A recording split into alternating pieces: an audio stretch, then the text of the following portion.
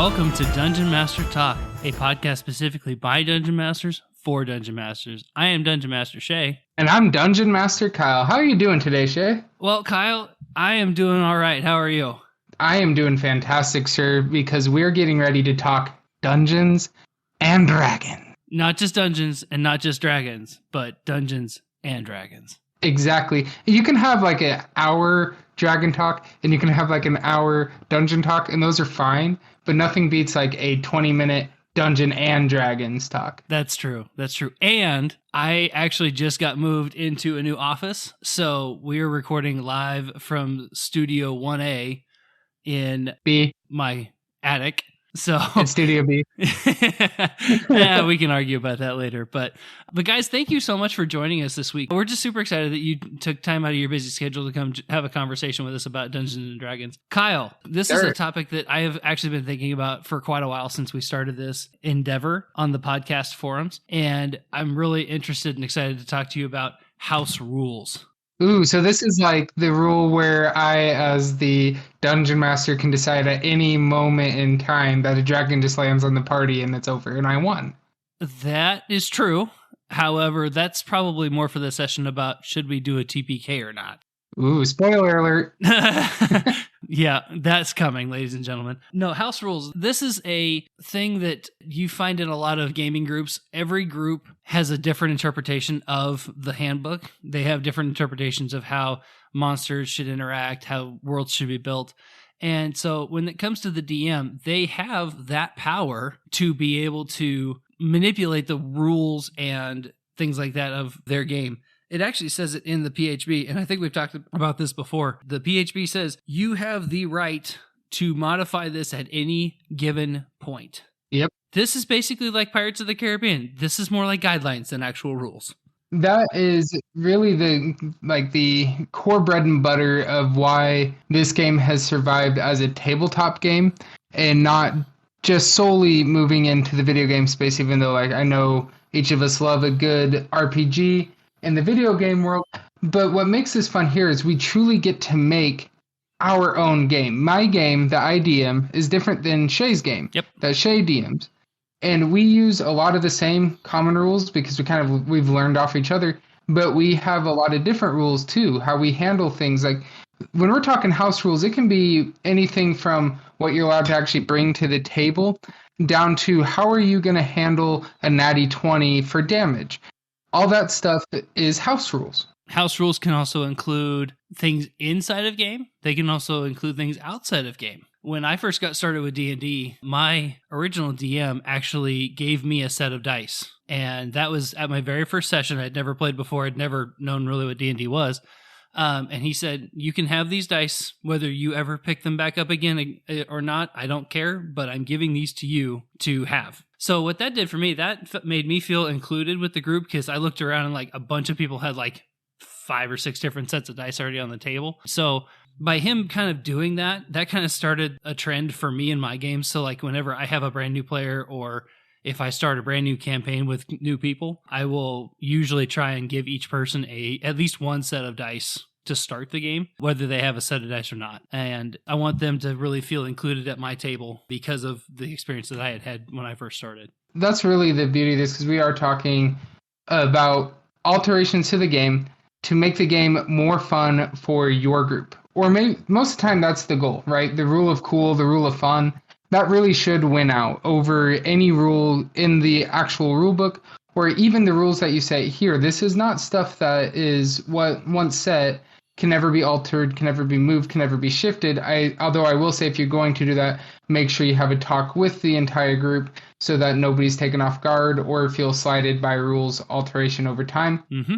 The goal of all this is how do we make the game more fun? A thing that I did that I don't know if it really is a house rule. I guess it would qualify as one, right? Because it's one that's unique to my game.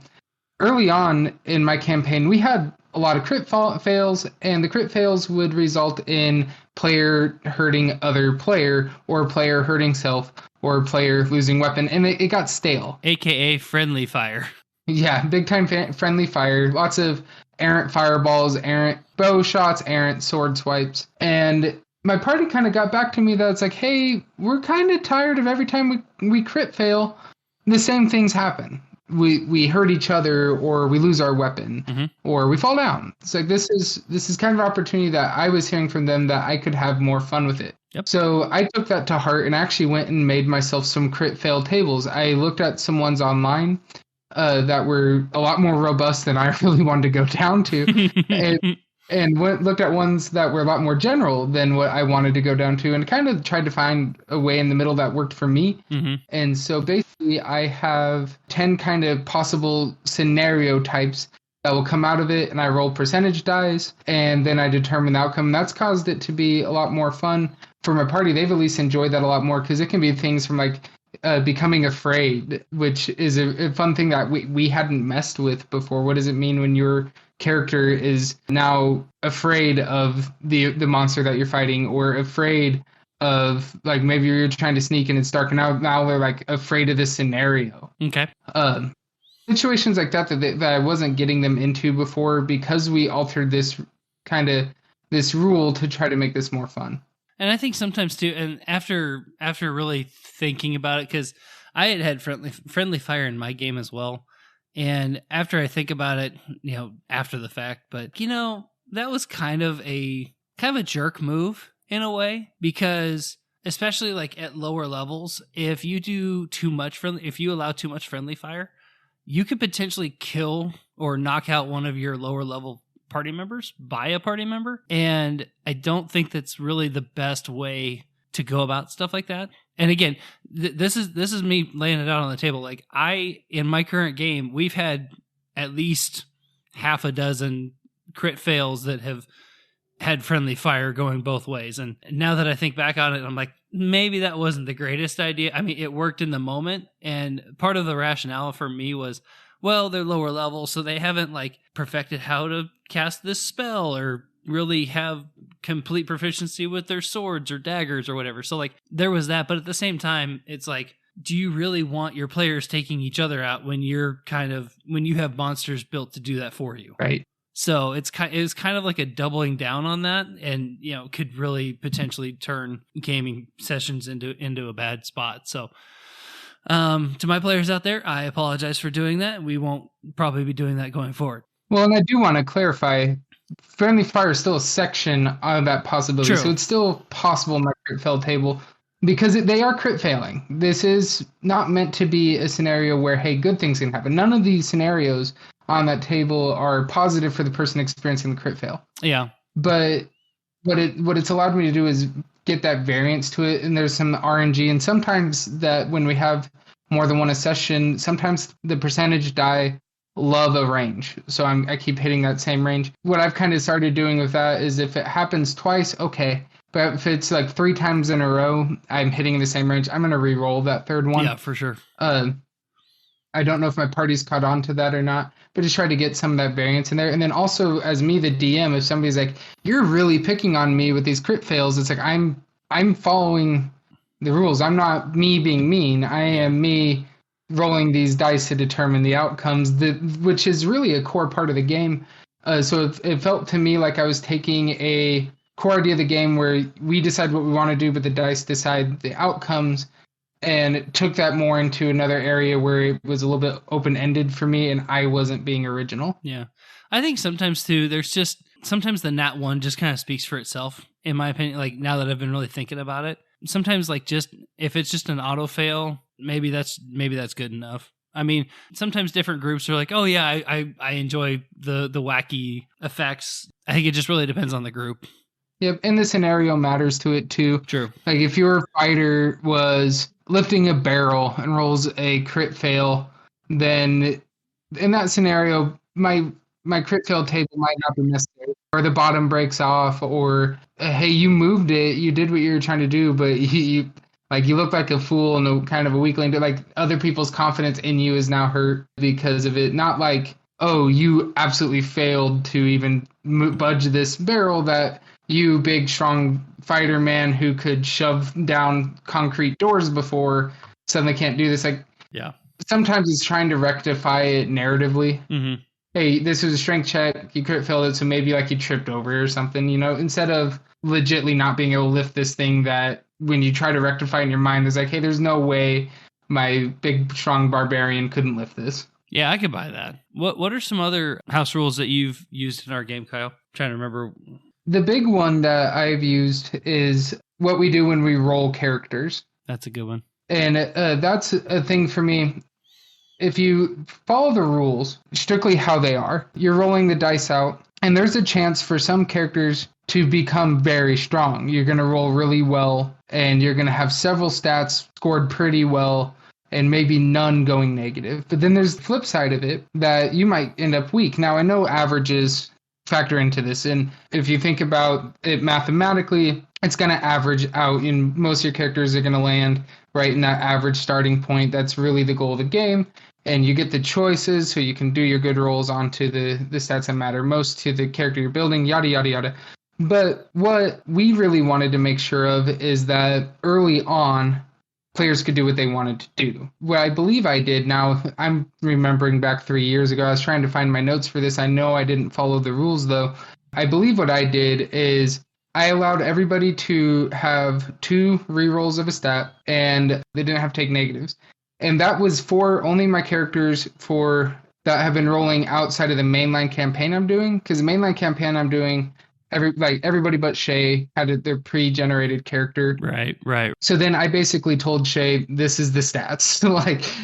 This was how everybody fell. They had like their one great stat.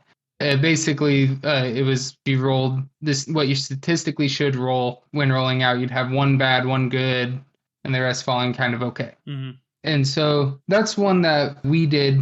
And then with that, though, I allowed everybody to basically have carte blanche with those pre-gen characters, so long as they stayed the class that they were. So one of them changed his race. A couple of others didn't follow the leveling chart on it because they wanted to get more into the game. But the idea of doing the pre-gen characters was to get us off the ground. Mm-hmm.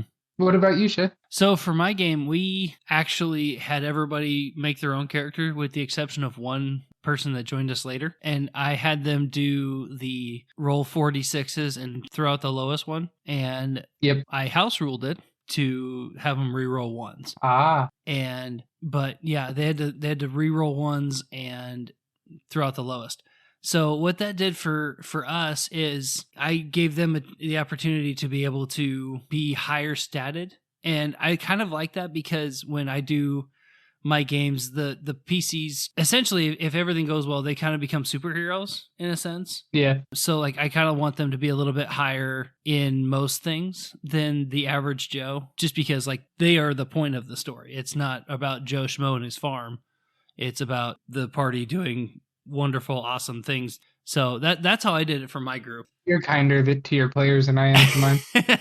I have been actively trying to make you guys look like fools. The dice just love you. Yeah, sometimes. Very rarely. Every now and again, your dice give us a good run for our money, though. I'll give you that. Here of late, it's gotten better. So that's another thing to talk about with these house rules is kind of the reverse. Like what happens when a player rolls a natty 20? This is a big one that you'll find on the internet, a lot of opinions on. And this is one that we differ. Mm-hmm. Do you want to explain how you handle a natty 20? Sure. So I think we kind of talked about it in a previous episode where my barbarian rolled a nat 20 on an attack and he did 40 plus points of damage. So the way I like to do critical hits is in the book, it says that you roll double damage dice and add your modifier, whatever your modifier is. The way I do it is I do something similar to that. What I'll do is I will take the weapon's base damage, complete base damage. So let's just say in our situation with the barbarian again, he has a great axe. A great axe is a 1d12 weapon. So I will take a full 12 points plus whatever his modifier is. In this case, it was a 5 because he's got a 20 strength. So it was a base of 17 damage. And then I let him re-roll that 12 again for the second part of that die. Let him roll just 1d12 to add to that base. So let's just say, for example, for sake of argument, he rolls a 10. So he's already got the base of 17. You're going to add the 10. So he would hit for 27 points of damage. So That's kind of the way I do it. And the reason I do it that way is because I want the critical 20 to mean something. For whatever reason, it just bothers me somewhere in my souls when I roll a nice critical 20 and then I roll snake eyes on my damage. Yep. Because I can do the same thing without rolling a 20 and get the same result, if that makes sense. Yeah, that is something that does happen. It's rare, but it does happen. It is sad when it happens. It is very sad. And that's something I've toyed with doing, because in my games, I've been following the rules. So it's double damage die, add modifier. Yep. And so I've been just following the rules there. And we haven't had a player yet knock on imaginary wood. I don't have any around me right now. Thank you, Shay. I really appreciate that. You're a good friend. Like, none of my players have done that yet. Now, I, as the DM, have totes done that, where I had my villain roll the natty 20, I rolled my damage, I rolled the minimum possible damage possible, and I was a good DM and I didn't fudge it. I just didn't celebrate as loud. There was a slight tear rolling out of his eye. I remember that session. Yeah, it was one of our final in-person sessions. I was so sad because I finally hit, too. Yep. But that's something I've been toying with, and I think for this campaign, I'll probably leave it. But if this campaign were to end, just because, I mean, we've been playing it for so long, I think it'd feel weird to shift now. But then the next campaign I DM, I'm going to do something different with critical success. I don't know what it's going to be for sure, but I know I'm going to house rule that one. I just don't know what I want to do yet. Yeah. Well, and to be honest with you, I think the way I do mine is kind of a quote unquote hybrid between 4th ed and 5e, because I believe in a 4th edition game you do base damage, or like you do max damage on a critical. Now in 4th edition is weird because like some weapons were high crit, some of them weren't, so you could sometimes get extra damage and stuff. It was kind of weird. But for a critical, I believe in 4th edition you automatically got your full base damage. So that's where mine kind of came from, and then I just kind of adapted the secondary roll from 5th edition to kind of help make it hurt a little bit more. Now, that said, it goes both ways. So they get to roll that way too, but the monster's also critical the same way. Right. And my players, when I told them, I said, okay, this is what I'm thinking about doing. Here's what the book says. This is what I want to do. And what do you guys feel? I got the overwhelming consensus that they wanted the more damage dice, and I said, keep in mind that it hurts both ways. Yep. So, and they were fine with that, and that's great. So I'm excited for it. I've gotten a couple of them, not too bad. Usually it was with low damage type attacks, but I've gotten a couple criticals on them. Yeah, I think for me that what's made me hesitant to just outright adopt that, because I love it ideally, but there is something satisfying when it's when you would normally get to roll 2 dice and you're suddenly rolling 4 dice. True. There is that. I know as a DM, my favorite monsters are the one that make me roll a lot of dice, even if it's a lot of D4s. True. And I know I'm going to roll a lot of 1s because I'm me. I still get to roll a lot of dice, and it makes me happy. I don't know what it is. Dice hate me. I've concluded that here of late, that dice just don't like me. Even though I love dice. I think your dice just need an exorcism. I think that's really all that really needs to happen. But we can do that after this campaign so that we all end up dying next session. I think what they really need is for me to just play a lot more D&D. I think that's actually, they're try punishing me for the breaks we take. That's probably true. One other thing, Kyle, while I'm thinking about it on this topic, one of the things that I did with this group in particular, and I'm still kind of testing this in my head to see how I like it. At first level in 5th edition, you really don't get very much in the way of hit points. So I kind of modified this a little bit. I house ruled it as we're on this topic. What I did at first level is I basically told them, okay, whatever your base health is, I want you to double it and take an extra hit dice. And my reasoning for that is I do not want to one-shot a wizard at first level. See, I handle that more as, because the one thing I have with that is that those early levels when you're lower health, I think it's beneficial to players, honestly, because you kind of learn how to play your character to the constraints. Because the ones that are really low, like your wizards, that's when they're the most glass cannons. True.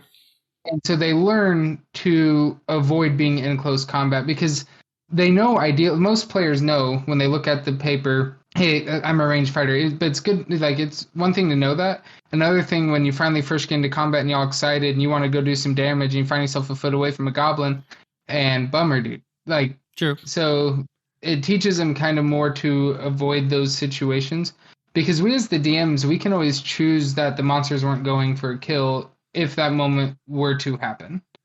True.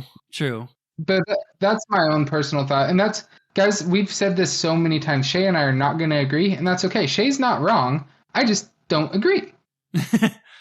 I mean, I'm not going to say that Kyle's wrong either, but no, I'm kidding.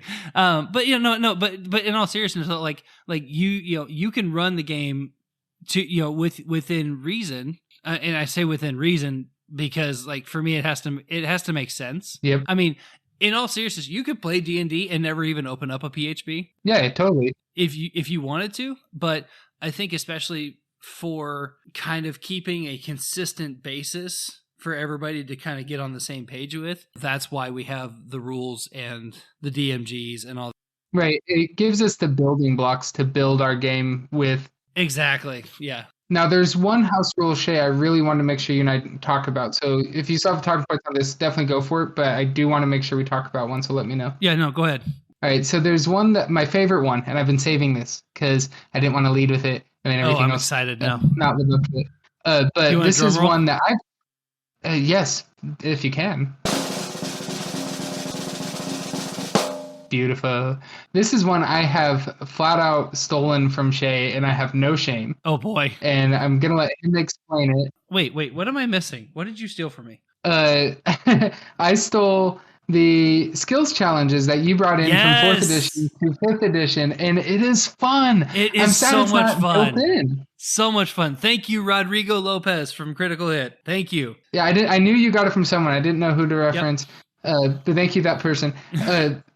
When you did it in a one-off that we were doing, I think it was the one-off either for my session 0 or like really soon after that. I think it was session 0. Yeah, no, it was. You guys had to make it through town to the keep. I remember that. Yep, and I played the wizard because our player that was going to play the wizard was not present. Oh, that's right. That was before the bard. Yes, that was before I introduced everybody's least favorite bard.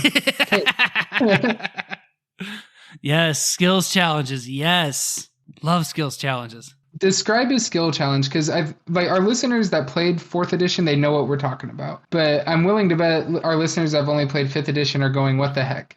Okay, so to break it down, we kind of talked about this a little bit in the Encounters episode as well, but I'll just kind of break it down again. So a skills challenge is basically an interactive tale that's non-combat based, usually.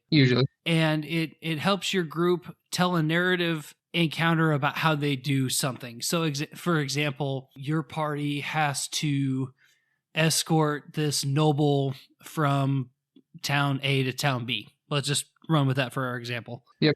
From the narrative point, everything that you do leading forward will be in that context. So whatever you end up doing, as I describe this later, will be in that context. So how you set this up is the rules of this are basically you can use any skill that is on your character sheet.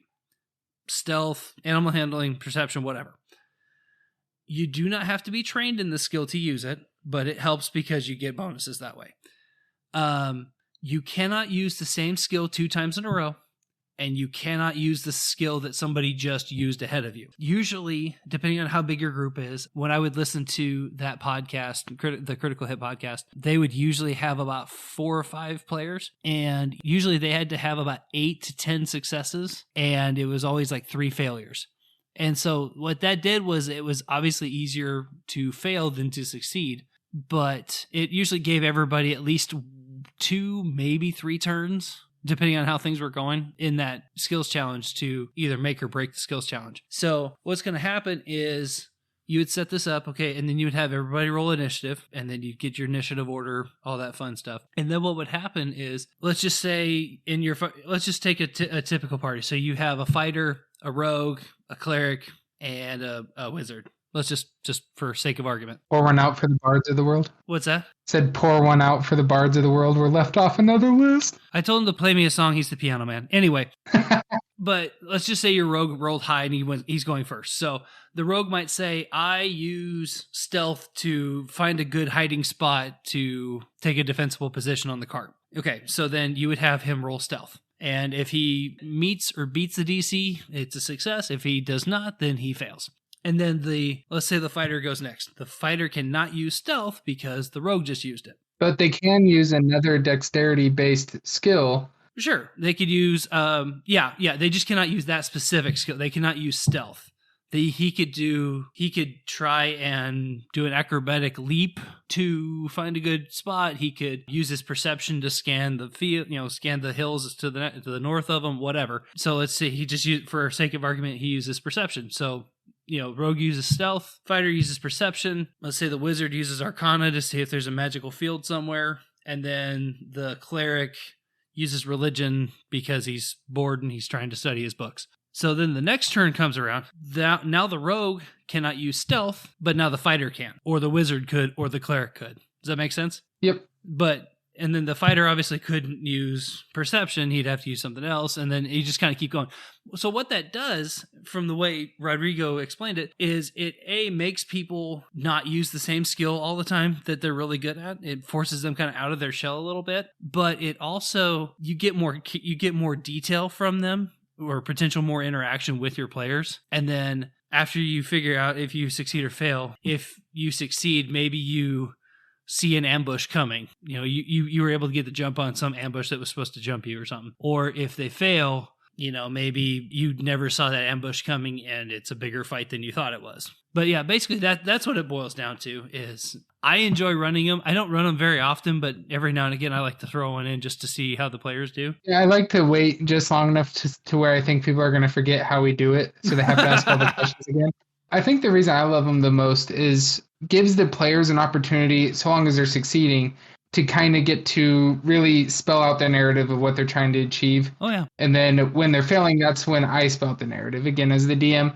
But yes, I'm rooting for them to succeed, but yeah, I'm still going to set that challenge level appropriate. But I like it because it puts them into that scenario where they're really trying to draw it out, and it becomes more of like, in my opinion, a theater moment than a game moment. Even though it's still very much game-driven mechanics driving it, it's more emphasis on, hey, explain to me, the wizard wants to use dexterity something here because that's their next best overall stat. Yep. And so they're trying to find a way to use it. So they're saying that I'm using my acrobatics here. I'm like, okay, but you're driving a cart.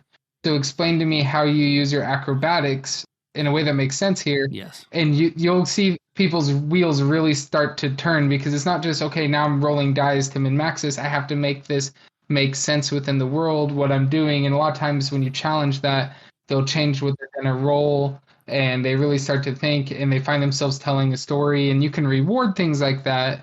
And that's the next house rule, is how do you reward good role play or good gameplay? Like when when a player does something that is over the top really good, that's another house rule. Mm-hmm. I am very loose and quick at the hip with inspiration die. Mm-hmm. And I play fast and loose with that. I have granted somebody an auto refill because they already had an inspiration die, and I wanted to inspiration die them, so I gave them an auto refill. You're not supposed to be able to do that. But Shay, how do you handle stuff like that? I'm usually very generous with it when it comes to experience points. I think that's something that really helps as far as the gameplay goes. Depending on what the gameplay allows, like let's just say for the sake of argument that, there was really good banter between the rogue and the sorcerer, and one of them drops the comment of, I used to have this really amazing dagger and I'd really love to find this thing again. Make a quick note and say, okay, well, maybe they stumble on a dagger that's of similar make and quality and build to what they were talking about, or potentially even the same one that they were talking about. So like I could use that reward system to figure out, okay, this player is looking for X weapon for their PC, or let's say that one of them is wanting to become an herbalist, so maybe give them a chance to work on their herbalism kit and or be able to make potions, or whatever the case may be. Just to kind of piggyback on what you're saying, though, it really drives that story from the players, and like you said, it has to make sense. Yep. When they say, okay, I want to roll this, like, obviously if you're sitting on a cart, you're not going to be acrobatic, but yeah, it has to make sense of what they're trying to do, and really trying to push them on that, or like calling them on that a little bit, not to be like a dictator about it, but it just has to make narrative sense. You're not rolling dice for the sake of rolling dice when it comes to skill challenge. You're rolling dice to see how goofy this encounter goes, or how serious it could go, or how sideways it can go very fast. And it is sometimes about challenging your player characters, so the player of the characters, to really try to embody them in that moment. Like, hey, your character has been really good at swing sword, or really good at cast spell, but now we're in the scenario that's not your goal. Yes. So embody your character this. So still, like, what can they be good at? What can they do? What would you physically do if that was you in this scenario, but instead of it being you were your character? So, like, I'm not near as musically gifted as the bard I play in D&D. That's part of why I like playing a bard, is because I wish I was more musically gifted. I think that's the whole reason I haven't played a bard, is because I am a music person, and I don't know how that would go. Like, I think it would almost be too much me in the game, if that makes sense. Right.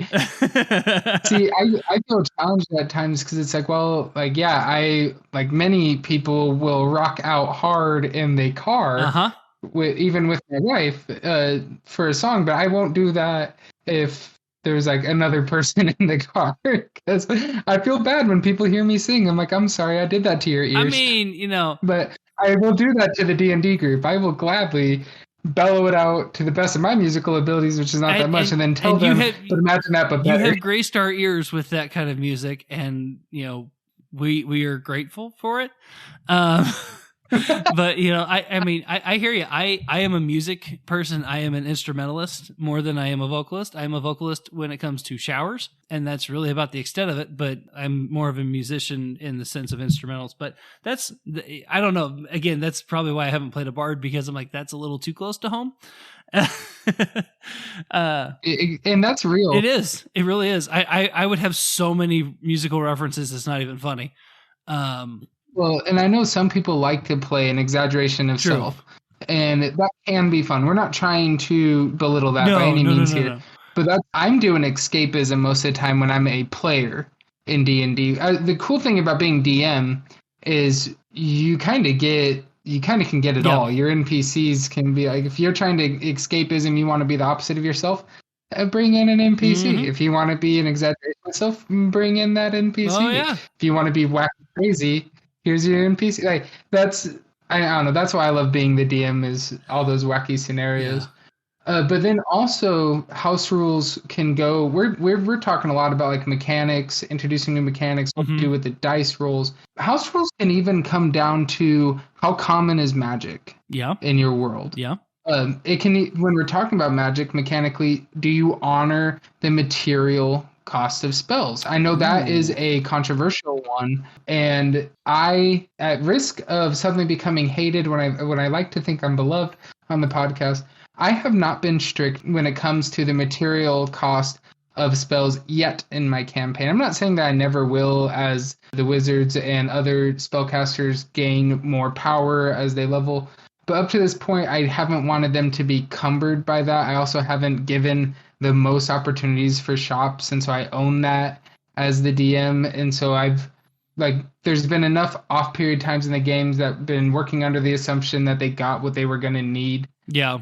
And so I have not been strict with it whatsoever. We have talked a lot about casting time. So I haven't allowed 1 hour cast spells to be cast in a 6-second turn of combat, or at least I've tried not to. We did have that one mishap with not really casting time, but use of a spell, holding person on a monster. But I wonder who did that. But the mistakes will happen. In my world, I have not been strict on that material cost. But we've been playing with... when we started the campaign, I told my players that magic was rare in the world, but then the big bad is the wizards. They've definitely encountered evil magic quite a bit. Yeah.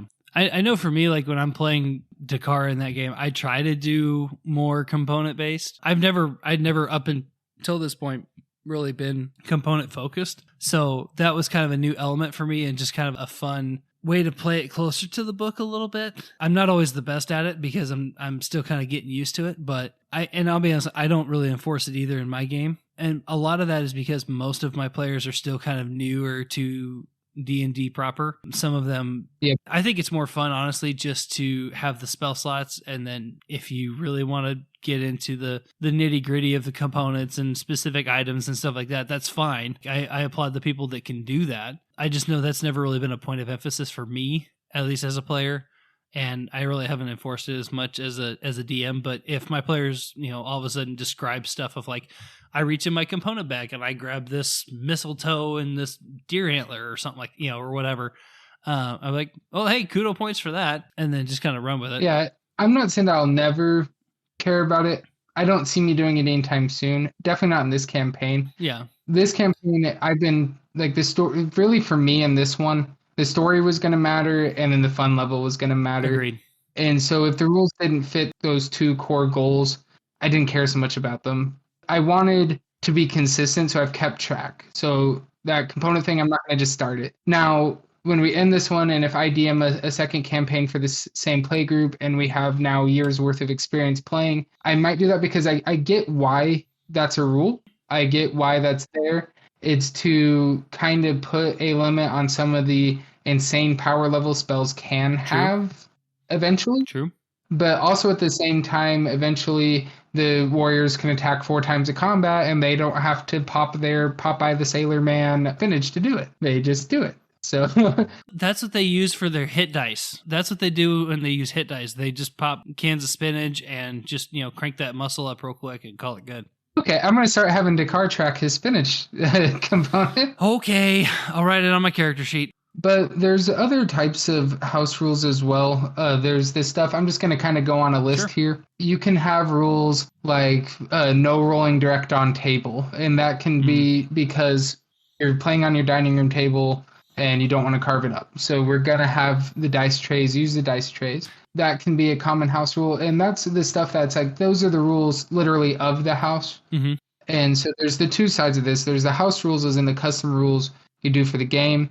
And then the rules that you have that make the experience good for just everyone in attendance. So I know friends of mine that DM that while you're playing, your phone's going to be on silent. Mm-hmm. I don't enforce that with my group in large part because most of the time my wife is then not at the house while we're playing, so she's going to text me when she's driving and stuff, so I don't want to be a hypocrite.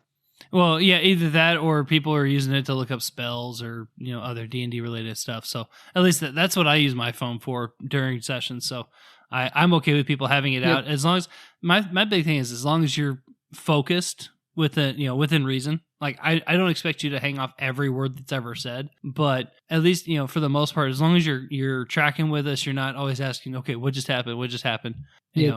As much as you can, like within reason. I remember the thing I was going to tell you. Part of the being the DM and this is going back to the rules part. As the DM, you have the power to veto people choosing races or certain classes if you choose.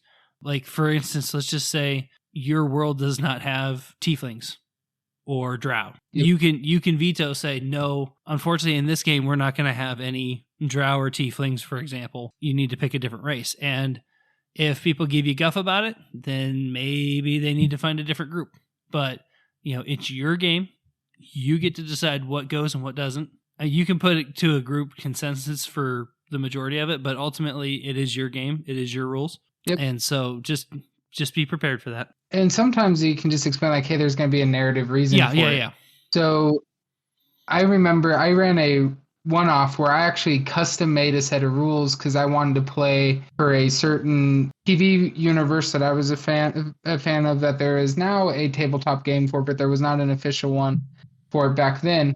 And so I nixed a lot of the races for that because those races didn't exist in that TV world. And so I was just very forthcoming with it, like, hey, we're playing a game set in this world.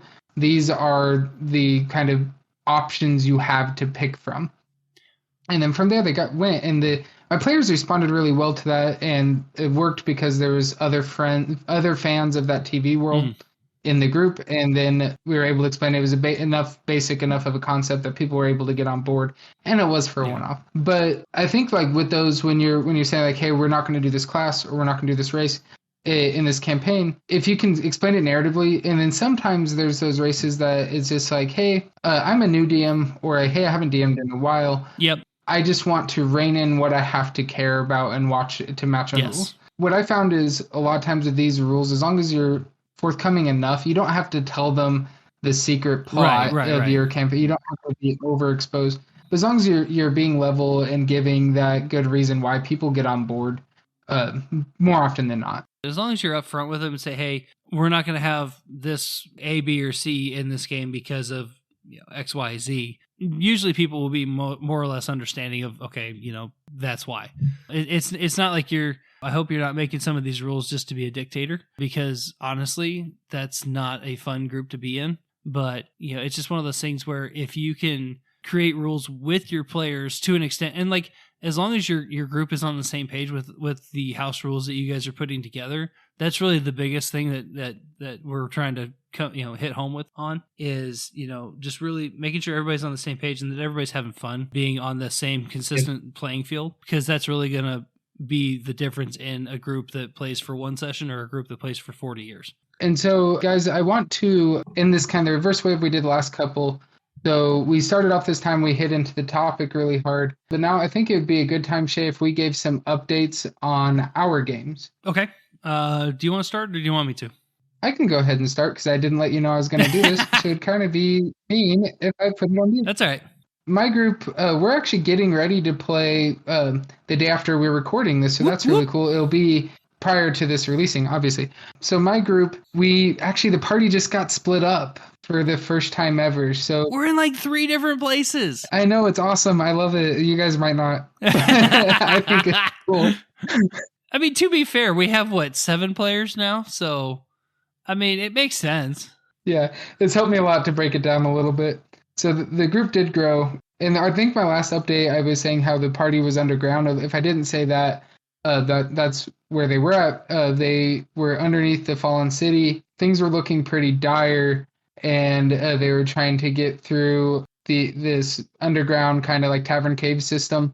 And one of the big bads surprised them, used a magic item he had to teleport away through portals two sections of the group. So 3 people are off on a completely different continent now. One went by himself and is now on top of a random mountain, working his way down by following some hillbilly dwarves. And yes, I did just say that. It's true. I heard the southern drawl. It was good. I'm going to have to practice that up again. Like, that's not one that I can just bust out. Boy, I tell you what.